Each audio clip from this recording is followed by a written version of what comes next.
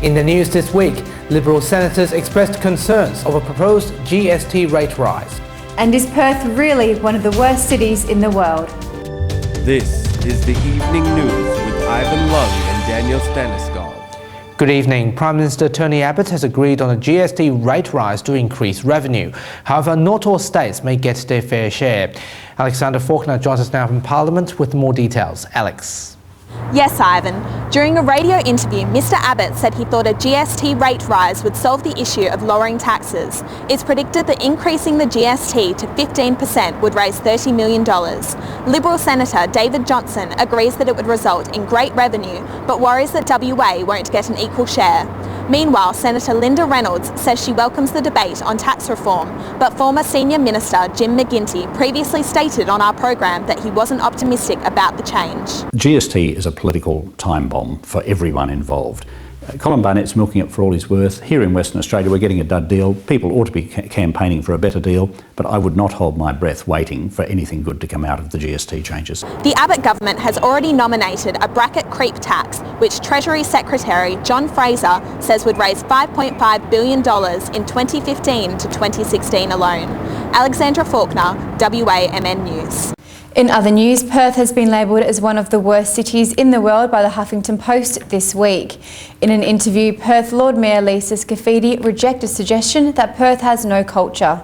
This week, Huffington Post published a story titled "The 10 Worst Cities on the Planet," where Perth has surprisingly been ranked fourth among a number of famous cities like Los Angeles, Athens, Bangkok, Las Vegas, and Moscow.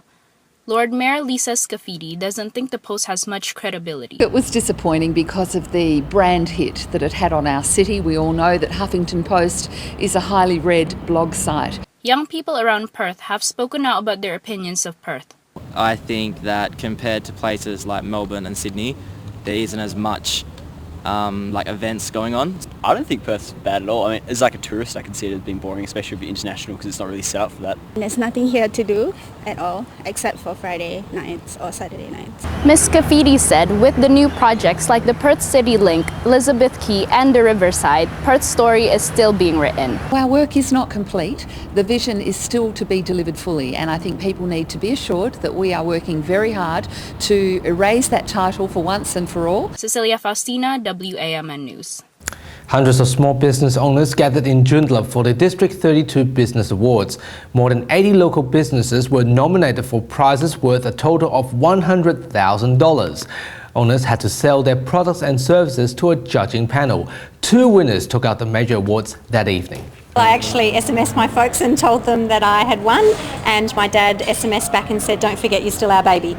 So I think that will keep me humble. Having the business coaching, the advisory, the database management, the sales and the marketing assistance that you can get can literally make or break a small business in the first year. People who suffered physical disabilities will be given new assistance with the opening of smart home displays in Cockburn Central. Disability Services Minister Helen Morton revealed many smart living designs with bedroom and kitchen applications. The program is currently being trialled in Perth for the National Disability Insurance Scheme. Well, it means that people can make use of the technology, the smart technology that has already been displayed in the home, or some of the equipment that's on display here, so that they can live independently. British Prime Minister David Cameron has put forward a pledge to donate £100 million to assist the Syrian refugee crisis. This follows a UK announcement that it will take in thousands of refugees. Meanwhile, Hungary has defended the country's decision to take a hard stand against refugees. Hungarian Prime Minister warned that Europeans might become the minority if more refugees are allowed in. Don't criticise Hungary for doing what is the compulsory to be done. And instead of criticising us, just let us Hungary do the job as it is written in the European regulation. France has confirmed the airplane debris found on Reunion Island belongs to the missing doomed flight MH370. Malaysian authorities said the flap-on found on the island matches the plane's paint and maintenance record. During the day of discovery, suitcases were also found scattered along the beaches. MH370 disappeared mid-last year during his trip to Beijing. The fate of the 239 passengers remains a mystery. Before we leave you tonight is Ivan's birthday. Happy birthday, Ivan. Thank you very much, Danielle. And I just want to say thank you to those of you who have left a lot of messages on my Facebook wall. Just want to say thanks for that, and hopefully there'll be more years to come. And those are the stories you need to know this week. We have the latest news on the website. Until we see you again next Sunday, good night. Good night.